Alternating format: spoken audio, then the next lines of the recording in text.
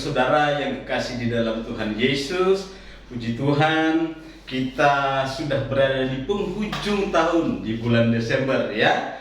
Nah, ini kita ada di Triparti minggu ketiga bulan Desember tahun 2024. Nah, judul khotbah untuk materi Triparti kita saat ini adalah tak berkesudahan kasih setia Tuhan.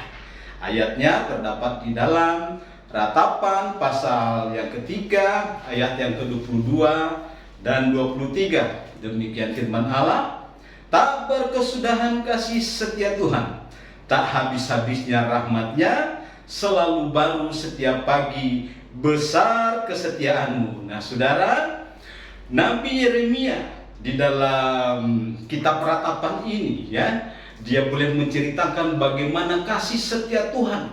Walaupun di dalam perjalanan pelayanannya, Yeremia ini menghadapi banyak tantangan, sampai-sampai bangsa Israel bahkan tidak bertobat dengan segala firman yang sudah disampaikan lewat Nabi Yeremia. Tetapi Yeremia berani berkata, tak berkesudahan kasih setia Tuhan, selalu baru tiap pagi. Nah saudara, demikian juga dengan hidup kita. Di tahun 2024 ini mungkin ada banyak masalah, ada banyak tantangan yang kita mungkin lewati, yang seolah-olah mungkin kita sudah tidak mampu. Tetapi percayalah saudara, kasih setia Tuhan tak berkesudahan bagi kita semua. Puji nama Tuhan. Nah, pertanyaannya adalah, mengapa tak berkesudahan kasih setia Tuhan? Yang pertama poinnya, karena Tuhan adalah bagianku. Tuhan adalah bagianku. Yeremia bisa berkata, Tuhan adalah bagianku. Kita semua juga bisa berkata, Tuhan adalah bagianku. Di bagian apa? Pikiran kita. Nah, pikiran kita ini ada Tuhan di sana. Jadi saudara, kalau kita mau angan-angan, kita mau merencanakan segala sesuatu, saudara, libatkan Tuhan di sana. Karena Tuhan adalah bagian kita. Libatkan Tuhan di dalam pikiran kita, di dalam rencana kita, di dalam angan-angan kita. Tuhan pasti akan menyertai apa yang kita rencanakan. Terlepas dari hasil itu baik atau bagaimana, yang pasti Tuhan ada di sana. Karena Tuhan adalah bagian kita. Di dalam apa lagi? Di dalam perilaku kita. Nah, di dalam perilaku kita ada Tuhan juga di sana. Sebab itu saudara, sebagai orang percaya, hati-hati di dalam berperilaku, di dalam berkata-kata, di dalam kita bertindak. Dengan perilaku kita bisa banyak orang diberkati Tuhan, tetapi dengan perilaku kita juga ada banyak orang yang bisa menghujat Tuhan. Jadi karena Tuhan ada di dalam kita, Tuhan menyertai kita, maka saudara, hati-hati di dalam perilaku kita. Perilaku kita pastikan memuliakan nama Tuhan. Di dalam apa juga? Di dalam kesusahan.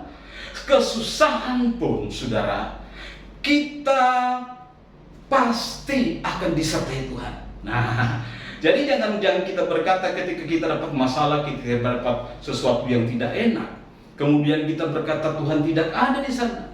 Tidak begitu saudara, Tuhan ada di sana.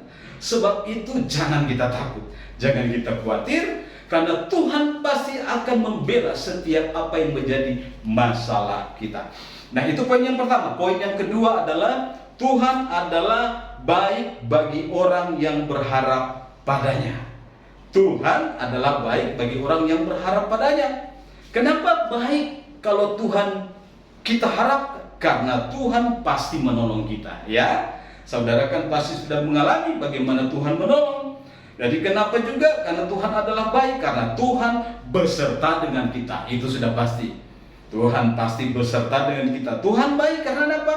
Karena Tuhan memberikan masa depan yang penuh dengan pengharapan. Puji Tuhan, kita punya Tuhan yang luar biasa. Kita punya masa depan yang penuh dengan pengharapan. Kita imani itu. Mungkin di kita, atau mungkin di anak-anak kita, atau di cucu kita, tapi pasti masa depan orang-orang percaya itu penuh dengan pengharapan. Karena Tuhan punya kasih yang tak berkesudahan. Ya. Pesan yang harus disampaikan adalah kasih setia Tuhan tak berkesudahan. Berkat jika melakukan, kita menikmati berkat Tuhan, ya. Dan akibat jika tidak melakukan, tentu hidup tidak diberkati Tuhan. Ya, kita baca lagi pokok doa kita di Ratapan pasal 3 ayat 22 dan 23. Tak berkesudahan kasih setia Tuhan, tak habis-habisnya rahmatnya, selalu baru tiap pagi, besar kesetiaanmu. Kita masuk ke sharing. Pertanyaan pertama di dalam sharing komsel. Sharingkan kasih Tuhan yang saudara alami di tahun ini. Saudara bisa sharingkan kasih Tuhan apa aja, ya. Pertanyaan kedua adalah sharingkan karakter apa yang sudah dibaharui dalam memaknai kasih Tuhan, ya. Jadi memaknai kasih Tuhan tentu ada karakter yang harus kita ubah. Nah, proyek ketaatannya adalah makna kasih Tuhan dengan hidup yang diubahkan. Jadi kita memaknai kasih Tuhan dengan hidup yang diubahkan. Nah, kita masuk dalam pokok doa.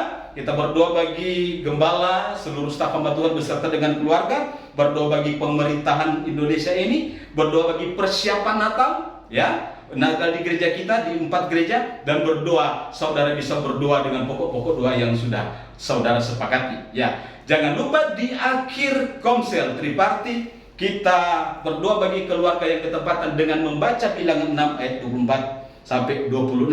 Tetap semangat. Tuhan Yesus memberkati. Salam discipleship.